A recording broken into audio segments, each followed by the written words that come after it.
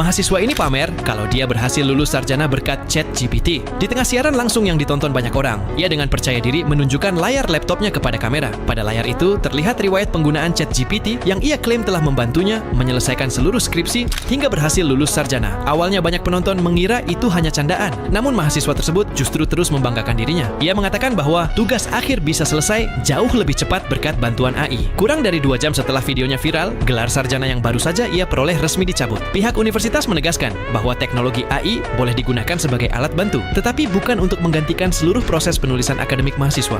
Assalamualaikum warahmatullahi wabarakatuh. Halo semuanya. Selamat datang di podcast kita, podcast kelompok 1 ya kan.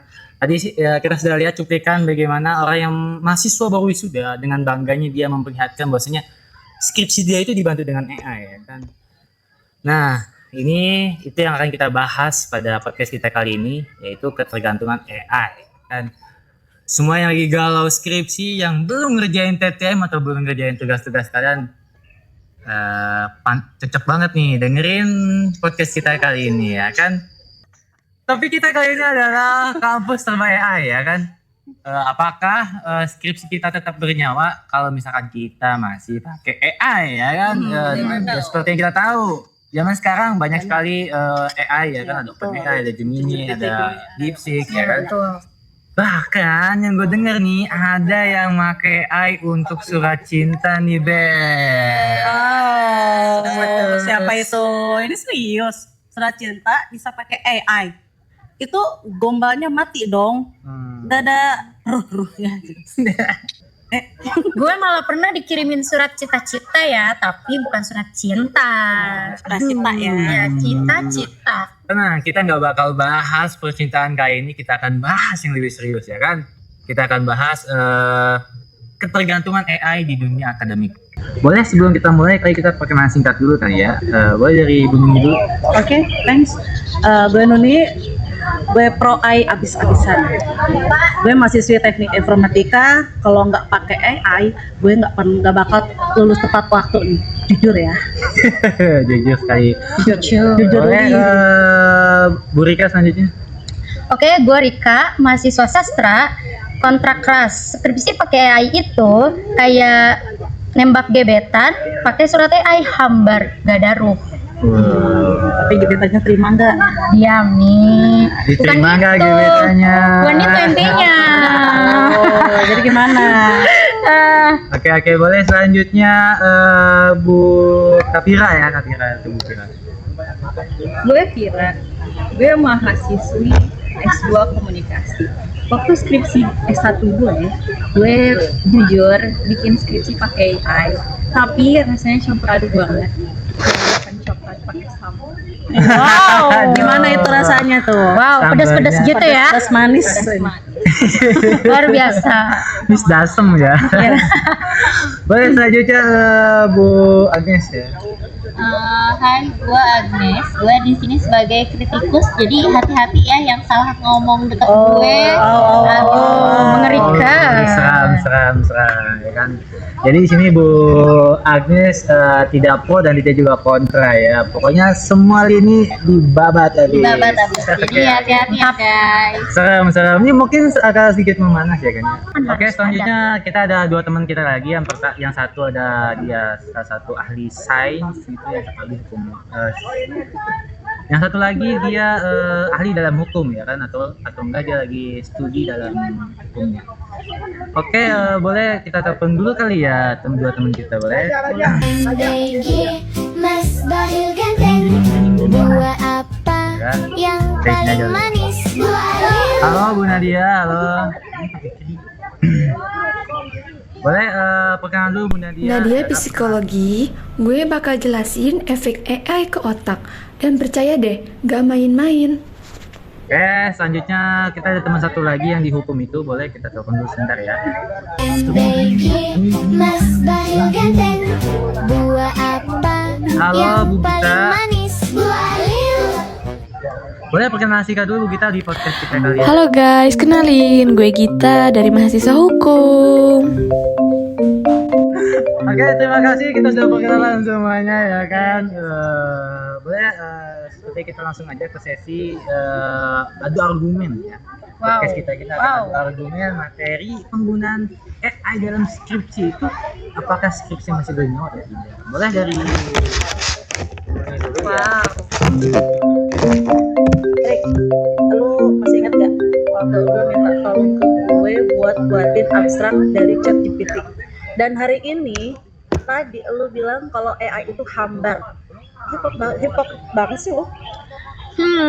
Iya, gue minta tolong, tapi cuma buat coba-coba format.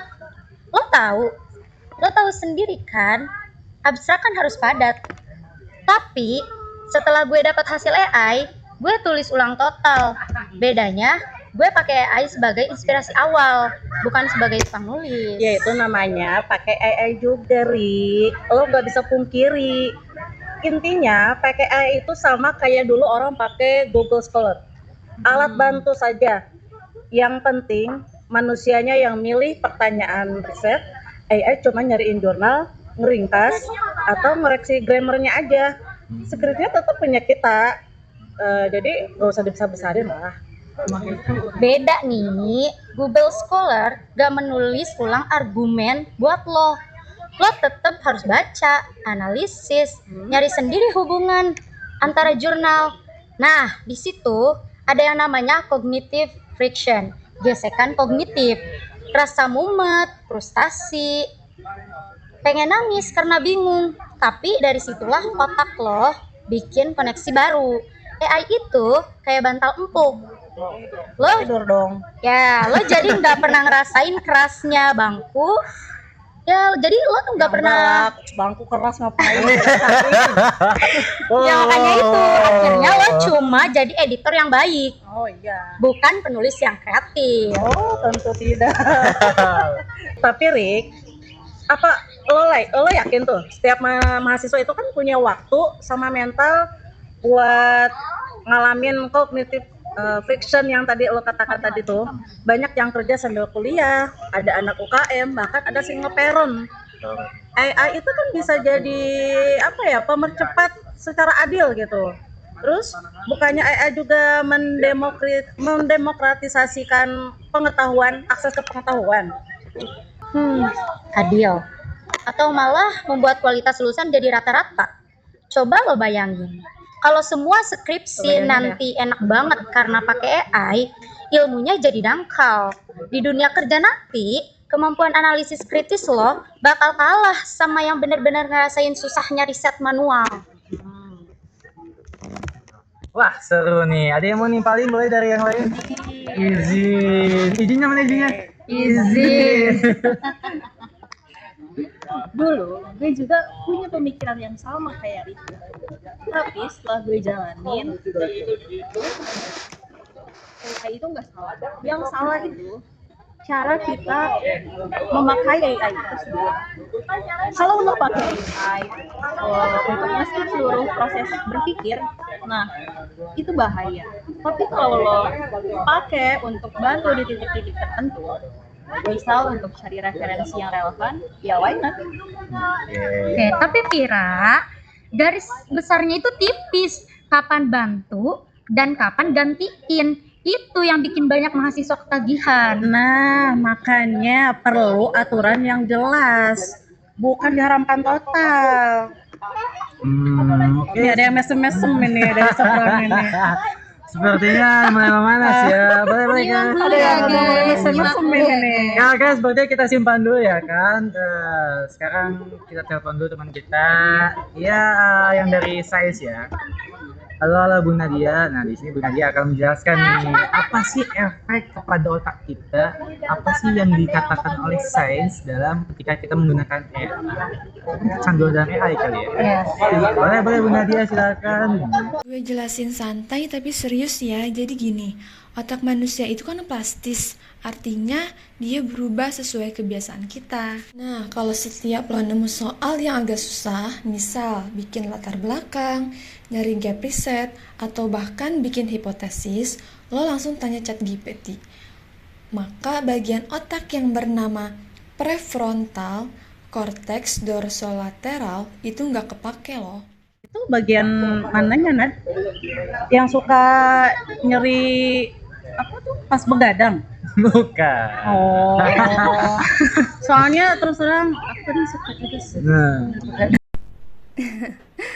Bukan, itu kepala belakang. Prefrontal cortex itu tepat di belakang dahi lo. Fungsinya berpikir logis, problem solving, kontrol impuls. Nah, kalau sering gak dipakai, jalur sarafnya makin lemah gitu. Wah, keren sih. Kayak nama album ya, guys. iya betul. Tapi serius deh, ada studi di jurnal Nature tahun 2023 mereka ngelihat mahasiswa yang ketergantungan AI buat ngerjain tugas analitis, memori kerjanya turun 17% dibanding yang nggak pakai AI loh. Nah, itu bukti ilmiah. Makanya gue khawatir. Tapi 17%-nya itu signifikan secara statistik atau secara praktis aja. Kadang studi itu begitu kecil sampelnya. Itu nanti di fact check sama Agnes, tapi intinya ketergantungan AI bikin otak kita jadi indolent atau males mikir.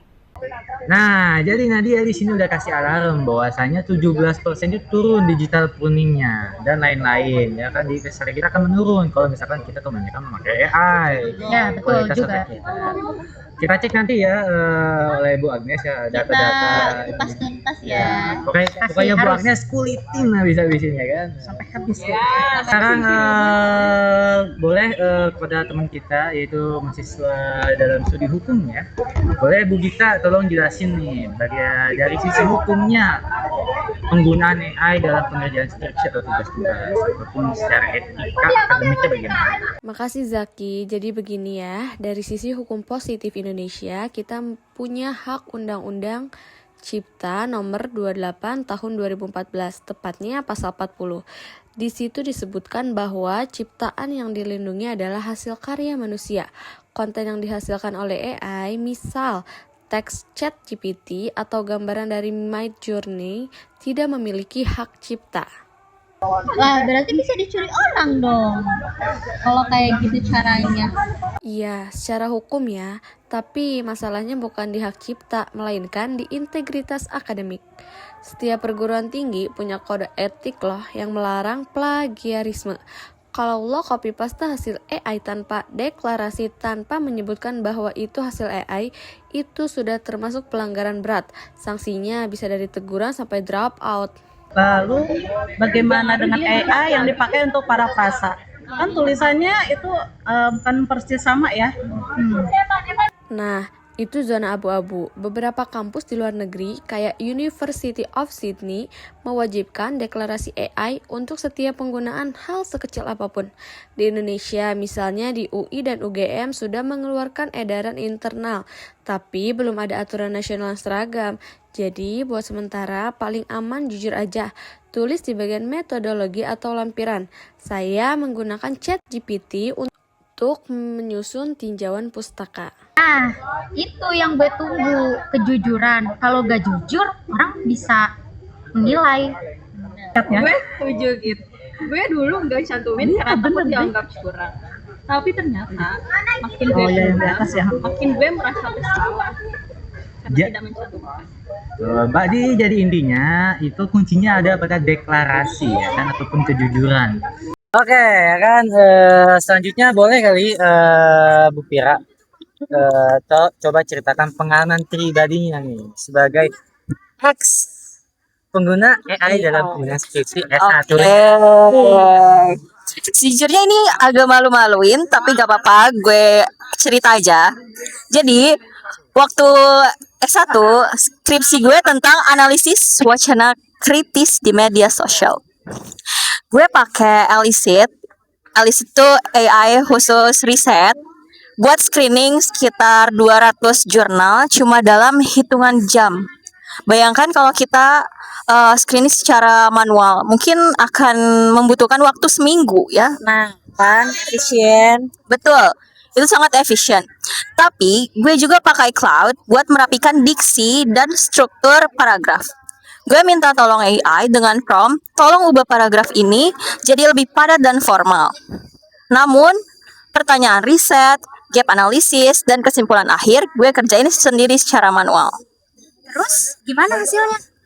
Gue dapet nilai A-, dan penguji nggak tahu gue pakai AI.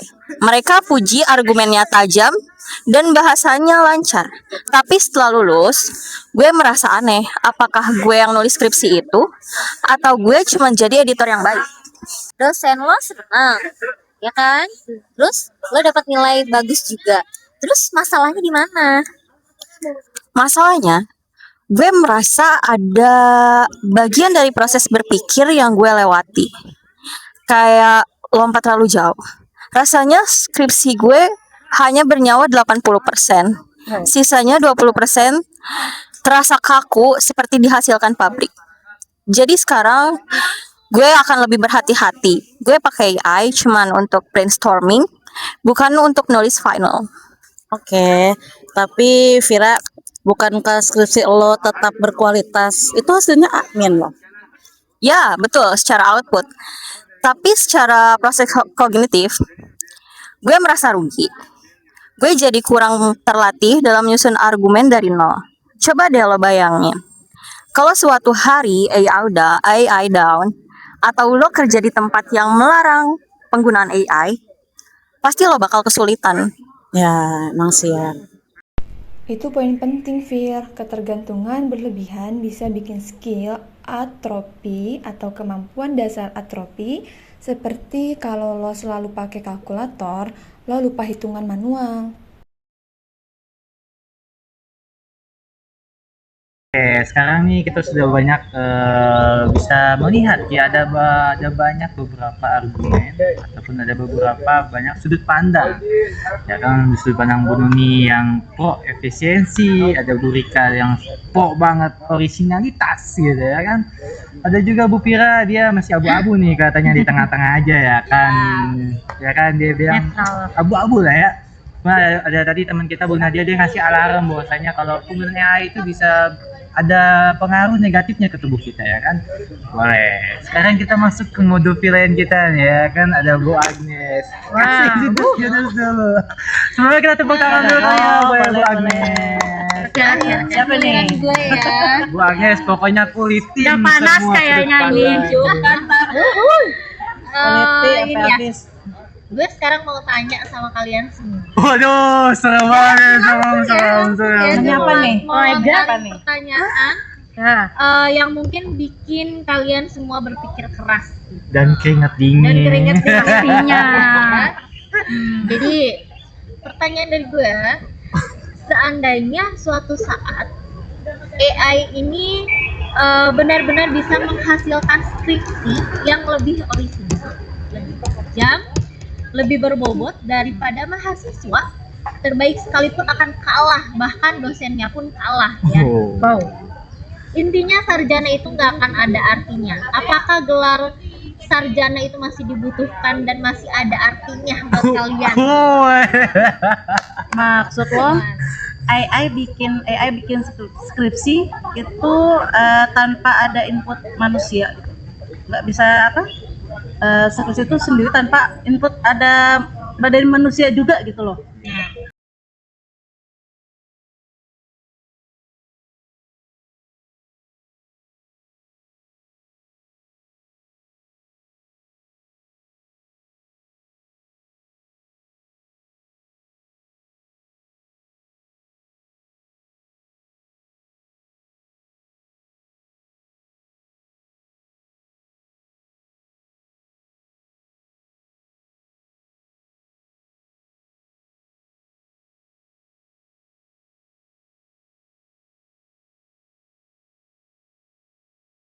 Agnes, lu terlalu ekstrim. AI gak akan punya kesadaran. Tapi bukankah kita sudah melihat tanda-tandanya kan? Kayak contohnya ChatGPT, ujian hukum kan tadi kan menggunakan ChatGPT kan. Nah, terus ada lagi Midjourney bikin gambar juara lomba. Jadi bukankah sebenarnya kita itu sedang mempertahankan ego manusia gitu kan ya? Merasa istimewa, padahal AI sudah mulai ngalahin manusia gitu. Itu argumentasi yang berbahaya, Nes. Tujuan kuliah bukan hanya output, tapi proses pembentukan karakter, daya kritis, dan kemampuan adaptasi. AI bisa menghasilkan output, tapi nggak bisa merasakan atau bertanggung jawab. Tapi bukannya di dunia kerja itu yang dinilai outputnya, gitu kan? Bos lu nggak akan peduli kalau lu nggak susah payah, misalkan caranya tahu lu prosesnya itu seperti apa, tapi bos lu itu akan yang penting hasilnya ada. gitu kan? Iya benar.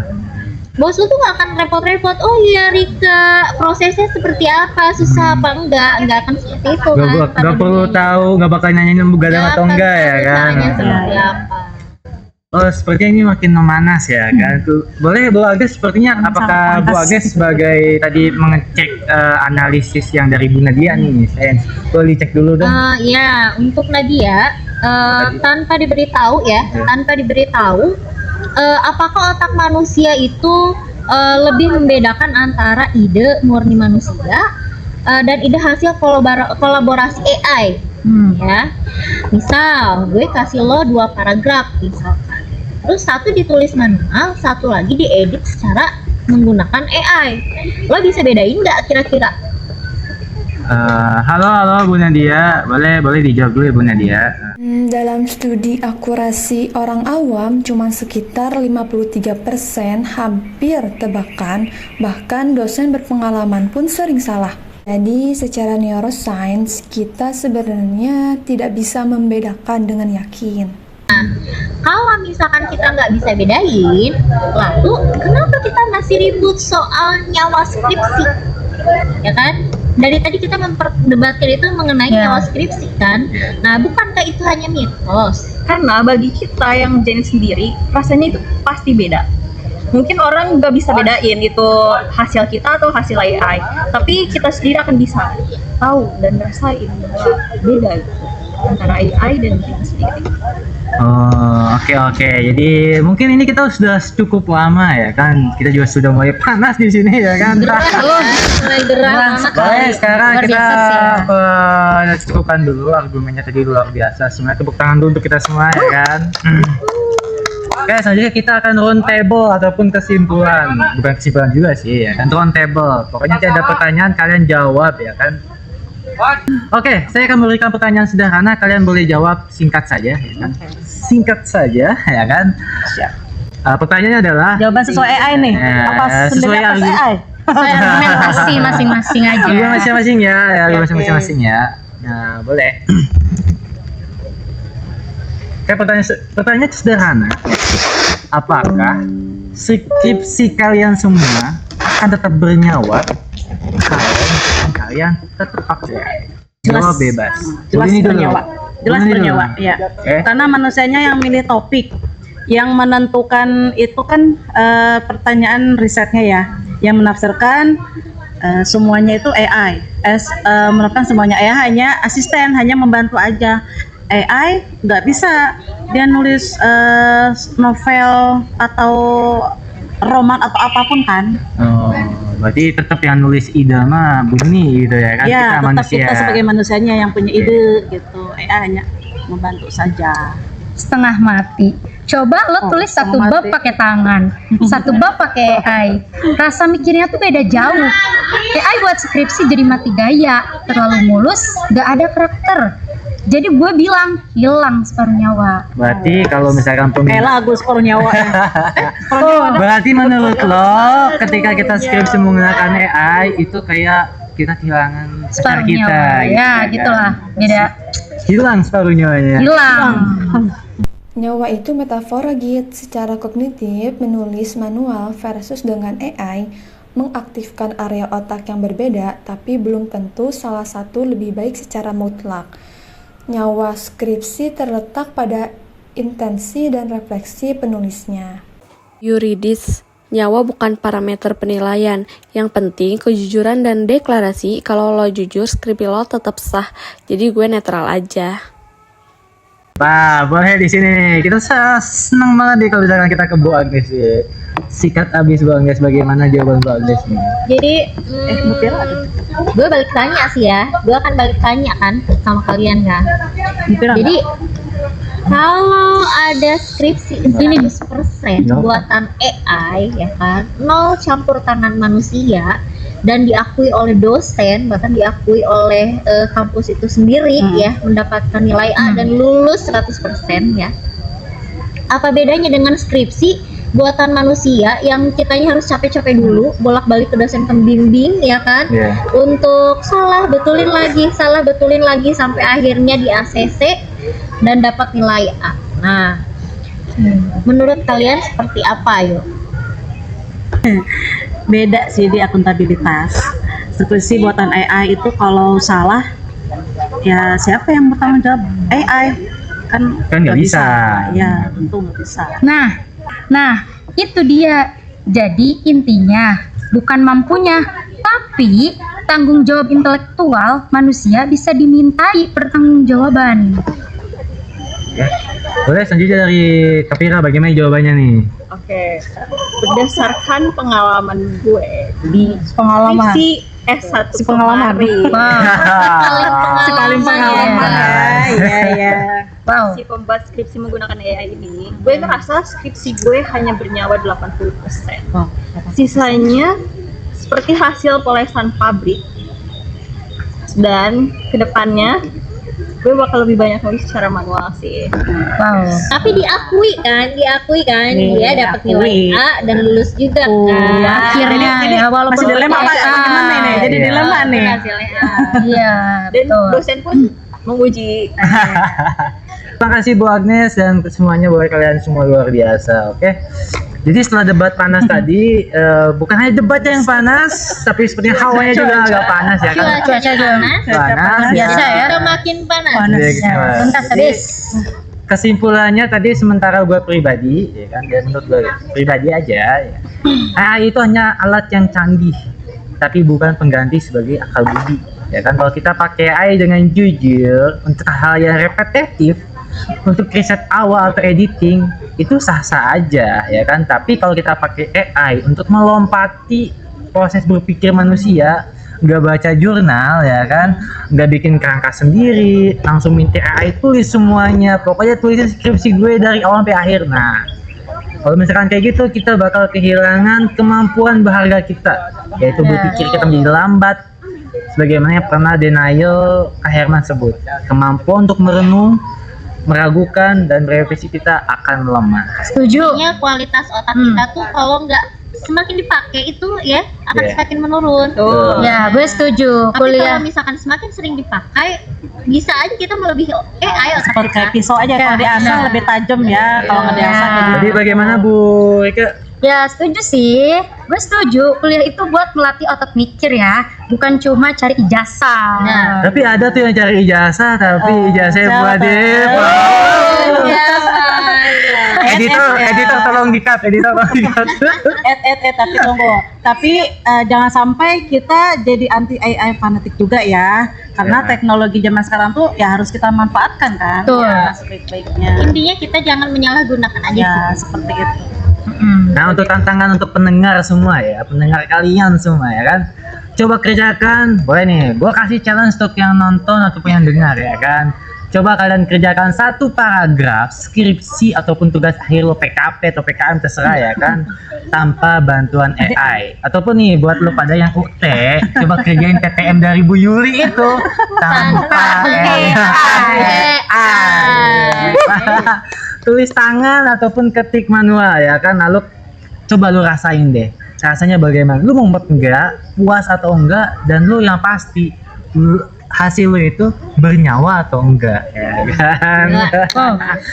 Ini pokoknya TTM ke Bu Yuli minggu ketiga. Tulisan tangan sih udah tulisan tangan ya. Cuman hasilnya dari mana? Ya, terima kasih untuk Bu Nuni, Ya, Bu sama-sama, Rika, Zaki. Seru banget sih, gila. Bu Fira. Dan tak lupa juga yang lagi sedang menyimak kita dari virtual nih, ada Bu Nadia dan Bu Gita ya kan, terima kasih semuanya. Oke, sebelum pamit, satu pesan dari gua yaitu jadilah manusia yang melek AI ya kan, tapi tidak buta terhadap dirinya sendiri. Sepakat? Sepakat, setuju. Oke, mungkin ini saja yang bisa kita tayangkan, mari kita bicarakan, ya kan? Kayak kita tutup dengan apa nih? Alhamdulillah. Alhamdulillah. Kita tutup dengan baca hamdalah. Alhamdulillah. Mungkin panas. Assalamualaikum warahmatullahi wabarakatuh. Waalaikumsalam warahmatullahi wabarakatuh. Hati-hati.